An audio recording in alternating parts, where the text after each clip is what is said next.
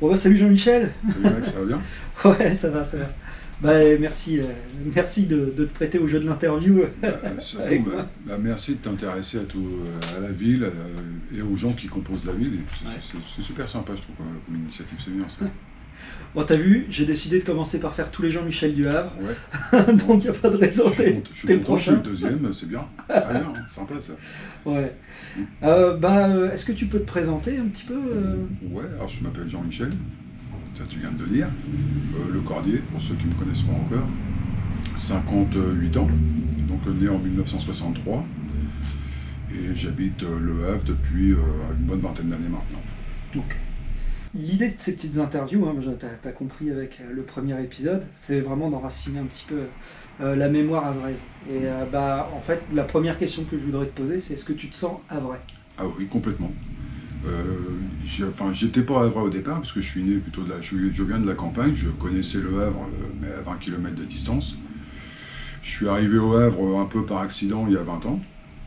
Ça a pris quelques années quand même pour s'habituer, parce que passer de la campagne profonde à la ville et à la vie en ville, c'est pas toujours évident. Et j'ai dû ouvrir une fois un bouquin qui traitait de l'histoire du Havre, et depuis... alors je sais pas si c'est Le Havre qui m'a adopté ou Le Havre qui m'a avalé, mais Ouais, c'est... Ouais, je pense que maintenant je suis havrais. d'accord. Je peux le revendiquer. Et tu te souviens de ce bouquin? Alors, pas clairement. Je pense à un bouquin de Max Bateson ou de Gilbert Béton. Ça devait être un bouquin comme ça que j'ai dû chiner sur un vide-grenier, par curiosité au départ, hein, parce que je connaissais pas vraiment l'histoire du Havre. Donc par curiosité, j'ai commencé à feuilleter un livre comme ce genre de livre. Et puis en fait, je l'ai avalé assez vite. Il m'en a fallu d'autres. Ouais. Et maintenant, j'en ai un plein rayon. Je couvre à peu près toutes les périodes et tout me passionne en fait. Il y a une période justement que tu préfères plus que d'autres? Ouais, enfin, une période, je sais pas. Entre 1500 et 1700, c'est assez touffu, je trouve. Alors, c'est très intéressant sur le point de vue comment la ville est apparue, comment elle s'est construite, pourquoi elle est là, les évolutions qu'il y a pu y avoir au niveau justement de la taille de la ville. Par contre, je trouve qu'au niveau historique, justement, c'est quand même assez touffu, c'est compliqué pour moi. J'ai pas une formation d'historien, donc puis j'étais pas très bon en histoire à l'école non plus, donc c'est dur. Et finalement, c'est plutôt de 1850 à maintenant, là vraiment, en fait, c'est aussi là qu'il y a eu le plus d'évolution, je pense. Donc il y a énormément à découvrir, à redécouvrir, à apprendre, Ouais. et c'est devenu une passion, quoi. Est-ce que tu aurais un quartier vraiment sur lequel tu t'attacherais plus qu'un autre ou... Pour moi, Le Havre, c'est un grand quartier. Ouais. Il y a pas, enfin, je fais pas trop de différence entre les quartiers, parce qu'il y a déjà des quartiers qui sont plus historiques, qu'on pourrait qualifier d'historiques, Ouais. puisqu'ils sont là pratiquement depuis l'origine du Havre, hein. Voire même ils sont là depuis l'origine. Il y a quand même d'autres quartiers qui sont venus se greffer ou qui ont été rattachés au Havre. Mais je veux pas faire de différence, pour moi on est tous havrais. Ouais. On est tous dans la même barque, et on vit tous la même chose au jour le jour. Surtout qu'aujourd'hui on se déplace énormément. Il y a encore une centaine d'années, je suis pas certain que les gens du haut de Senvic descendaient à la plage toutes les semaines. Là aujourd'hui, les gens ils descendent pour un oui, pour un an, comme on monte nous à Senvic ou sur les quartiers périphériques très facilement. Donc voilà, la notion de quartier ou d'appartenance à un quartier, non, ça me... pas plus que ça. Et du coup, si tu devais dessiner les contours du Havre, quel Alors contour tu mettrais? là par contre je m'arrête bien. Senvic, D'accord. Bléville, tout ça c'est rattaché, Graville, sans problème. Par contre, les communautés de communes qui n'en finissent plus, qui s'en vont maintenant jusqu'à Saint-Romain bientôt, ouais. Non, là j'ai un peu plus de mal. Pour moi, Le Havre, ça reste Le Havre. Il faudrait bien qu'on garde un petit peu ce côté-là. Pourtant, la limite peut être floue, par exemple, sur certains quartiers. Je pense à Beaulieu, par exemple. Ouais. Mais Beaulieu, pour moi, Coquelicot. Beaulieu, c'est Harfleur. Ouais, ouais. Pour moi, Beaulieu, on est plus sur Harfleur. Même Orwell, tu vois, déjà, Orwell, on s'écarte un petit peu. Et d'ailleurs, quand tu traverses ces quartiers-là, enfin, moi, je me sens pas au Havre quand je les traverse. Ouais. Je ressens pas l'esprit de vie dans ces quartiers-là me semble différent. Je me trompe peut-être, hein. Je me trompe même sûrement. Mais j'ai pas la sensation que les gens vivent pareil qu'ici, qu'en centre-ville, par exemple. Il y a encore parfois un esprit de quartier qu'on a malheureusement perdu, comme beaucoup de grands centres urbains. On ne connaît pas les gens qui habitent dans notre cage d'escalier, donc pourquoi on connaîtrait ceux qui sont de l'autre côté de la rue Donc non, Beaulieu pour moi c'est Harfleur. Harfleur c'est pas le Havre, même si maintenant il n'y a plus de différence entre les deux communes elles-mêmes, tu passes de l'une à l'autre, c'est transparent. Au même titre que moi je suis né à 20 km, je suis né à Rolleville. Avant, Rolleville-Montivilliers, tu avais la campagne, tu avais un trou. Ça s'est agrandi, maintenant Épouville-Rolleville ça se touche, Épouville-Montivilliers ça se touche, Montivilliers-Harfleur ça se touche, Harfleur-Le Havre ça se touche, donc en fait Rolleville-Le Havre ça se touche. Tu peux pratiquement faire les 20 km sans perdre de vue une maison. Ouais. C'est une grosse évolution. Donc après, c'est pas un racisme primaire envers les gens qui sont autour. Hein. Ah oui, mais j'aime bien quand même qu'on garde chacun notre identité. D'accord, j'entends. On en vient, oui, tu réponds plus ou moins à la question que je voulais te poser, c'était qu'est-ce que ça signifierait pour toi d'être havrais? Vraiment, si tu devais donner une définition, on ouvre un dictionnaire, donner la définition du havrais. Tiens, oulala, ça commence par là. C'est de pouvoir sortir dans la ville, n'importe où, et se sentir chez soi. Ça, pour l'instant, on l'a encore. C'est-à-dire que tu sois en centre-ville, avant d'habiter ici en centre-ville, j'habitais entre Dolmar et Bléville, les points cardinaux, ce qui est sur les hauteurs, je me sentais déjà au Havre et Havrais. Et ça me dérangeait pas, et j'ai des enfants qui habitent sur Montgaillard, j'y vais facilement, ça pose aucun problème.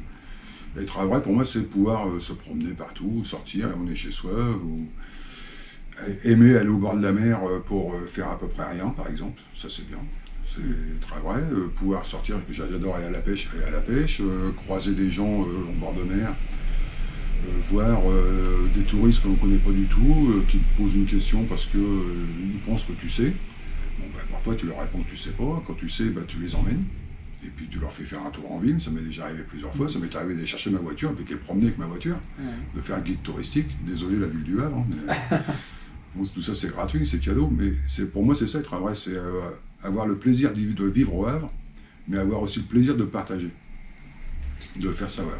Et t'as jamais été intéressé par exemple de rejoindre, pendant un temps on parlait beaucoup de ce qu'ils appelaient les greeters, je sais pas si tu vois, des Havrais justement, qui font visiter la ville à des touristes gratuitement. J'avais dû voir passer ça dans les journaux, le Havre Info, ces choses-là, oui, mais en fait non, je me suis pas trop penché dessus. J'ai encore, bien que jeune retraité, j'ai encore beaucoup d'activités,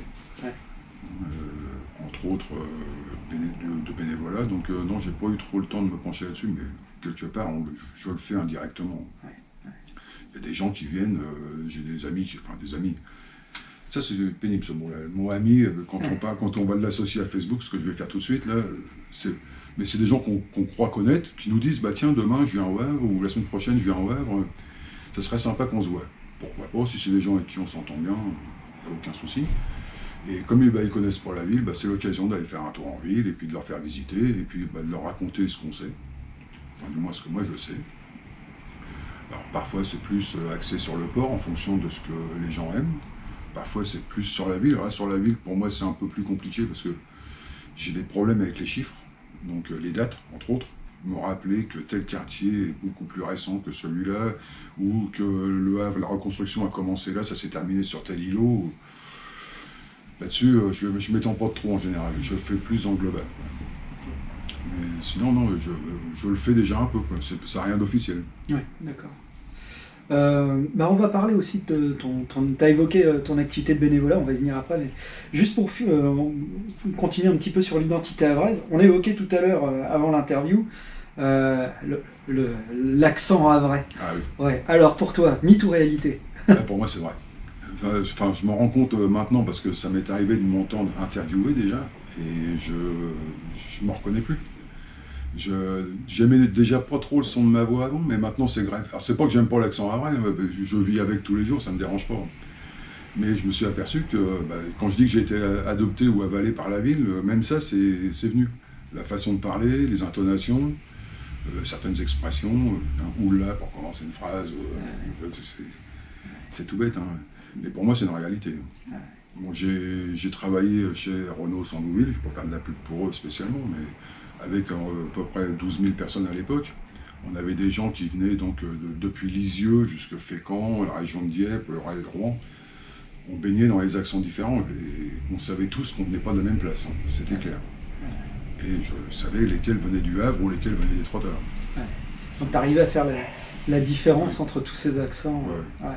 Donc pour toi, il y avait vraiment l'accent havrais. Pour moi, il existe vraiment, il y a des expressions, alors, je ne sais pas, on les utilise tous les jours, on ne sait même plus si c'est vraiment havrais, normand, cauchois, mais il y en a qui sont utilisés beaucoup plus ici. J'avais entendu, moi, un témoignage d'une dame qui évoquait un accent de Montivilliers. C'est plus restreint parce que ça concerne 15 ou 15-20 000 personnes peut-être. Montivilliers, c'est beaucoup moins grand. Ici, c'est, je sais pas, 200 000 personnes là, maintenant. 180 000, c'est ça, oui. 200 000 avec l'agglomération. Donc ça touche tout de suite beaucoup plus de monde. Et puis le Havre a essaimé aussi beaucoup plus que Montivilliers parce que tous ceux qui partent du Havre pour s'installer dans les campagnes, ils repartent avec l'accent aussi. Oui, bien sûr. Donc, bénévole. Ouais. Alors, ça a l'air d'être...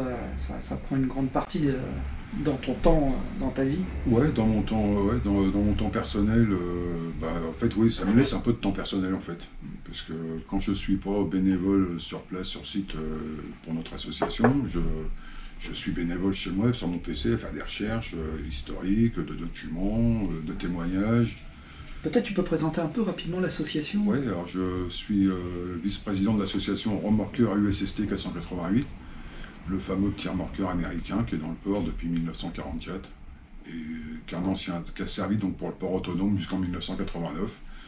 Aujourd'hui, il est classé monument historique et donc on a pour but, nous, de le maintenir en état, de le restaurer.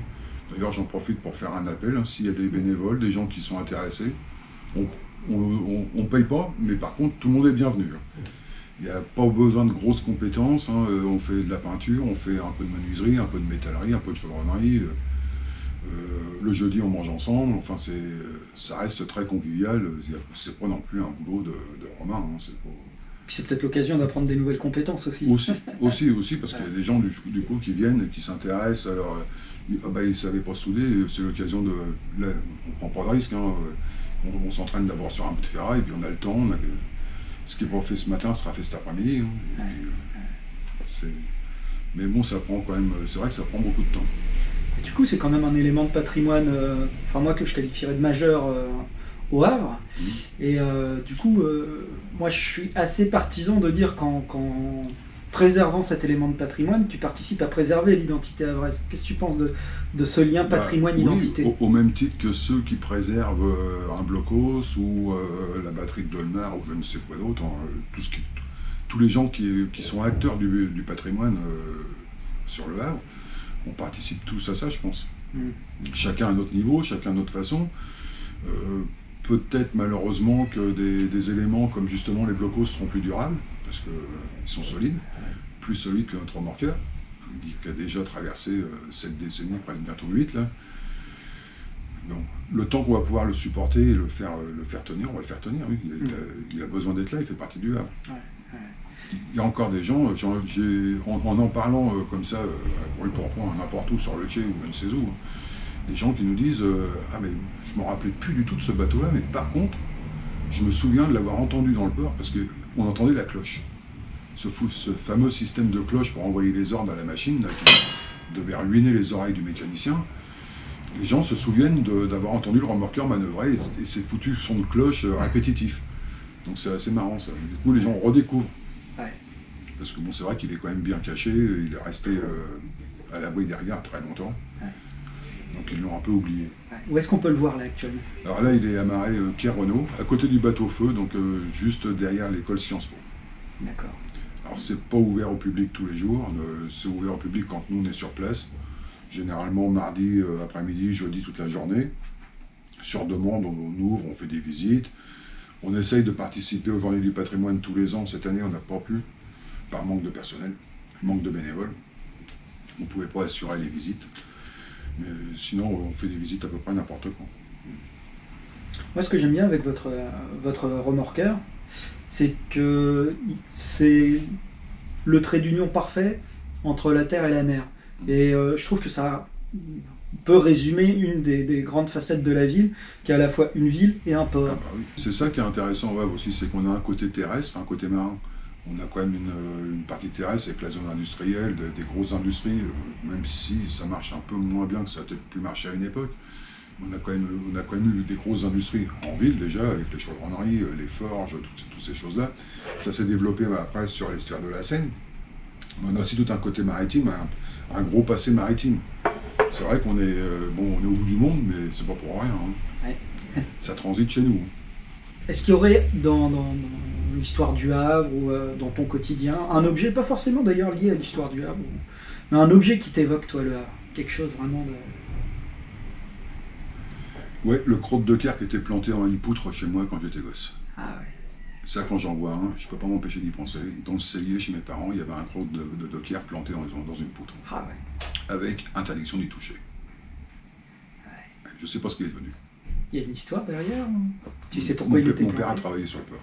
Ah ouais. Donc j'imagine que c'est lié. Ouais. J'ai jamais su comment il était arrivé là, ni comment il avait disparu après, mais je me souviens très bien de...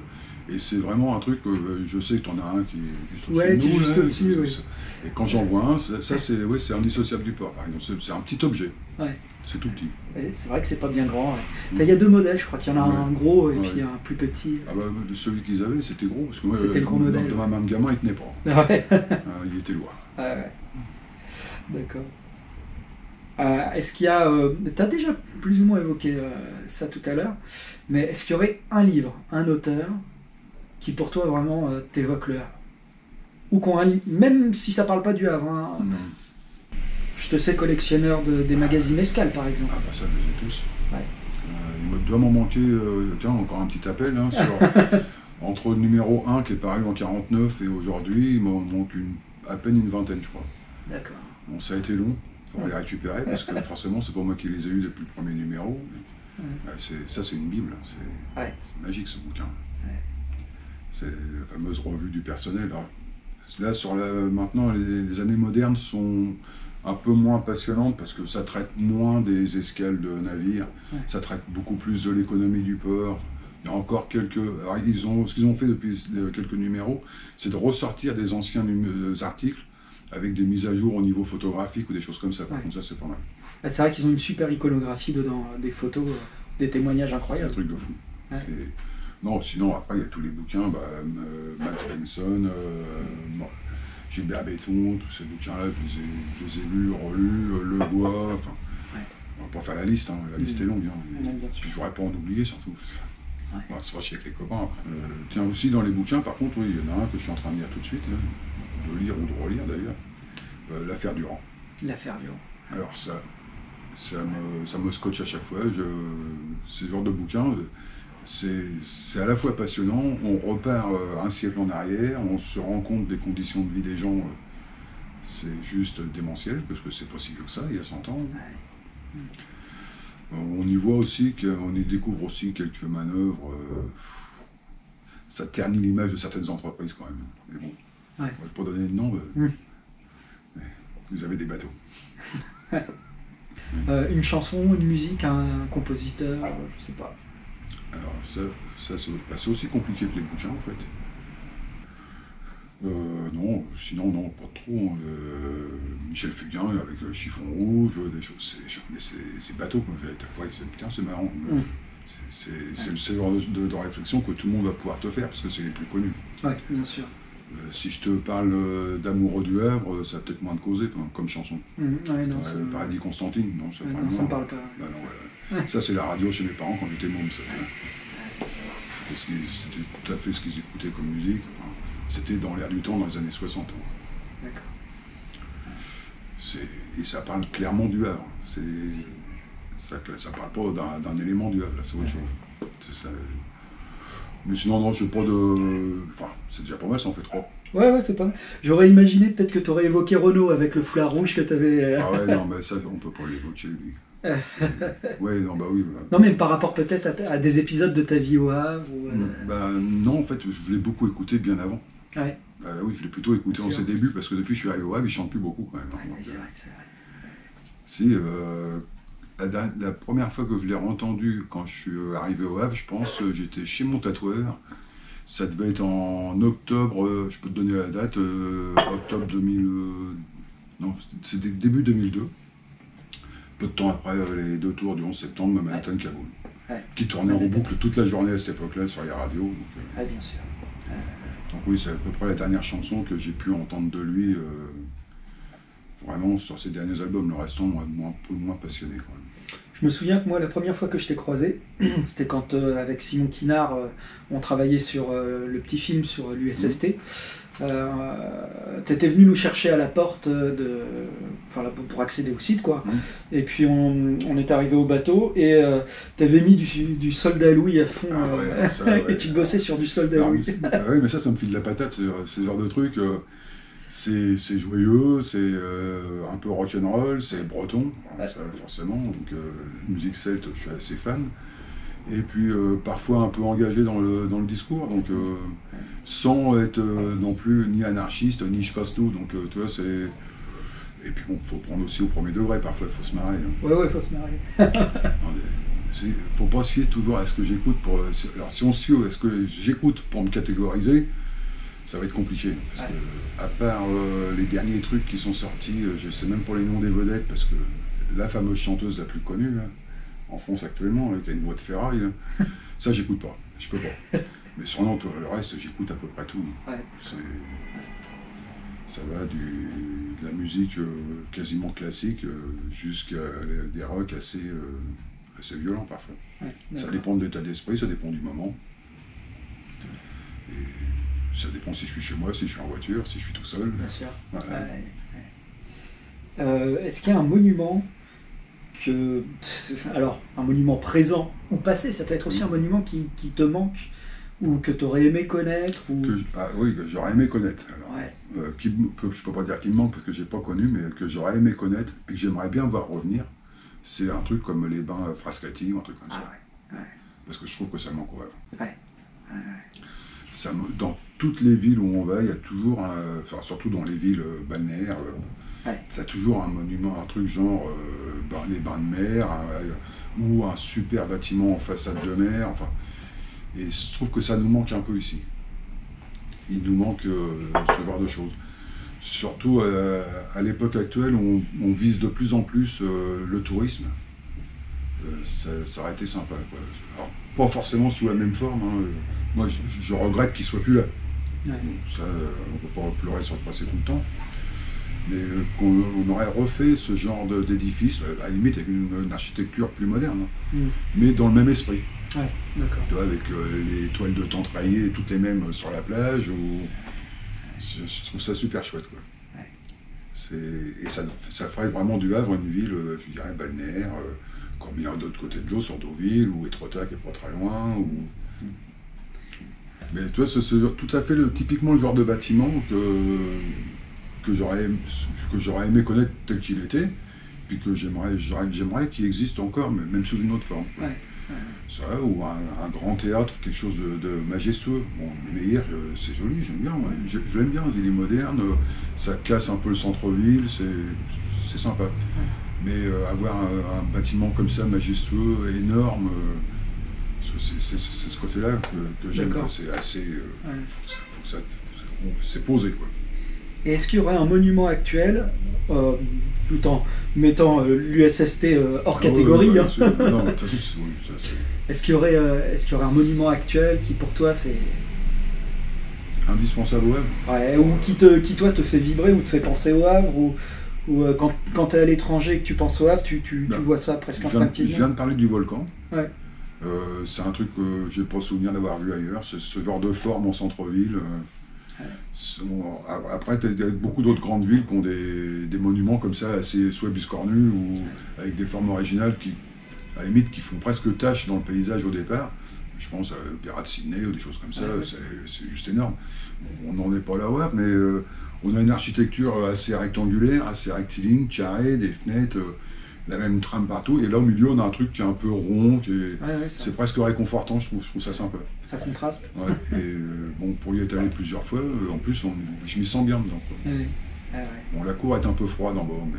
C'est vrai, il y a un peu de vent là-dedans, mais enfin quoi que depuis qu'ils ont coupé, là, ça circule moins. Et puis elle est froide en termes de vie, quoi. Ça a été beaucoup plus vivant à une époque, mais ça, c'est pareil, c'était avant. Il y avait des commerces autrefois. Il y avait des bistrots qui faisaient de la musique. Et les concerts. Bah oui. Et bien justement, on parle de concert, mais c'est peut-être un concert qui t'a marqué, mais est-ce qu'il y aura un événement qui t'a marqué au Havre, ou un événement peut-être que tu aurais aimé vivre au Havre? Alors, qui m'a marqué, oui, bah, je vais te donner les mêmes que tout le monde, hein, à peu près. Hein, l'avenue du Géant, parce que ça, je vais y revenir un petit peu après. Les grandes voiles, ce genre de choses, j'aime bien parce que, en fait, c'est des moments où tout le monde se réunit. Quand il y a eu le Géant en 2017, là, j'ai trouvé ça énorme, la foule qu'il y avait. Alors, il y avait les Havrais, mais il y avait aussi les gens des alentours. Mais tout le monde était copain, tout le monde était ensemble, c'était une grande fête. Et ça, c'était beau. Parce que, bon, malheureusement, on ne le vit pas souvent. On vit des petits événements, une cavalcade par-ci par-là, le corso fleuri, des choses. Mais l'ambiance, là, c'était chaleureux, c'était magnifique, quoi, c'était beau. Après, il y a eu des événements tristes aussi que j'ai vus, le départ du France. On était quelques milliers à le voir partir, et même si j'étais gamin, ça fout les boules, ça... Mais bon, je ne veux pas pleurer sur mon passé non plus. Il est parti, il est parti. Voilà. On va clore le débat sur le France parce que... Ouais. Bon, j'évoque pas le nez du France à l'entrée du port. Bah, j'étais content de le voir revenir, mais je suis pas certain qu'il soit à sa place à cet endroit-là. Tu le verrais où? L'esplanade Mandela, il y a de la place. Hein. Il y a énormément de place. Là où ils ont fait la rotonde en face Malraux, dans ces coins-là. Comme s'ils repartaient vers le large. Face à la mer, ça aurait été sympa. Bon, après, je sais pas, il y a sûrement des raisons d'avoir mis là-bas, peut-être pour l'entretien, il va peut-être moins souffrir des embruns. Il y a sûrement une bonne raison que j'ai pas. Il y aurait peut-être, si tu devais laisser un message derrière toi pour les Havrais plus jeunes et les Havrais futurs aussi, on ne sait pas, peut-être que quelqu'un va regarder cette vidéo dans 100 ans. Tu vois, est-ce que tu aurais quelque chose que tu aimerais laisser derrière, transmettre? Ouais, continuer de faire ce qu'on fait tout de suite, c'est-à-dire essayer de garder des traces de l'histoire de la ville, parfois des petits événements, des petites choses, pas faire des milliers de photos de la Catène, c'est bien, elle est belle, mais on l'a déjà vue, on la voit dans tous les sens. Il y a plein d'autres choses, de l'architecture qui reste encore avant que ça tombe, parfois une construction d'immeubles, c'est 3 maisons, 4 maisons qui disparaissent, parfois c'est des maisons qui sont quasiment uniques. Et bon, ça c'est aussi c'est l'urbanisme. On peut pas aller outre. Avant d'en râler après ce qui va se faire, parce que le projet parfois ne plaît pas. On a 2 ou 3 projets qui sont en construction tout de suite. Ça fait. Enfin, moi j'ai des grandes oreilles. On peut pas dire que ça enchante tout le monde. La tour Alta ou ces trucs-là, les gens ça râle. Est-ce qu'ils savent ce qu'il y avait avant? Je suis pas certain. Ils sont jamais peut-être venus voir ce coin-là avant. Donc, moi, je trouve que ça serait chouette. Ce qu'il faut faire, c'est continuer de faire des photos, c'est pour interdit. Hein. Mais déjà de les conserver correctement, d'essayer de les situer, une date ou un événement, le pourquoi j'étais là. Parce que ça, c'est des petits moments dont on aura besoin un jour, ou dont nos enfants auront besoin un jour. Ce que tu fais avec tes vidéos, ce que Daniel fait avec son blog, ses petits bouquins, ce que plein de gens font comme ça, c'est des petites traces qui vont rester, mais au moins on les aura. Et ça évitera peut-être à nos enfants, nos petits-enfants, de se gratter la tête pour des archives, comme on le fait aussi, pour essayer de retrouver c'est quoi sur la photo, parce que ça n'a pas été marqué. Voilà. Donc c'est bien, il faut continuer ça, je pense. Il y a quelque chose aussi par rapport à ce qu'on est en train de faire là. On fait du vent, on brasse du vent. On va rien produire de matériel derrière nous là. Ce sera numérique, ce sera rangé sur des disques durs. Et ça t'inquiète pas de... Pas plus que ça. Pas plus que ça. Non. Tu sais, quel que soit le médium utilisé, que ce soit du numérique, que ce soit un journal ou un journal, il va peut-être servir à éplucher les patates demain. Le numérique, les gens vont le regarder, mais au moins il aura le mérite d'être encore présent peut-être dans 10 ans si les plateformes ne s'écroulent pas d'ici là. Alors que le journal, il y a de grandes chances, à part les fous des archives qui vont les garder bien rangés dans des boîtes, on ne les retrouvera pas. Donc, pourquoi pas? Je pense que tous les moyens sont à mettre en œuvre, quel que soit le support. Ok. Est-ce que tu auras un petit mot pour la fin peut-être pour... Merci. Merci, puis merci aussi pour le café. Je t'en prie.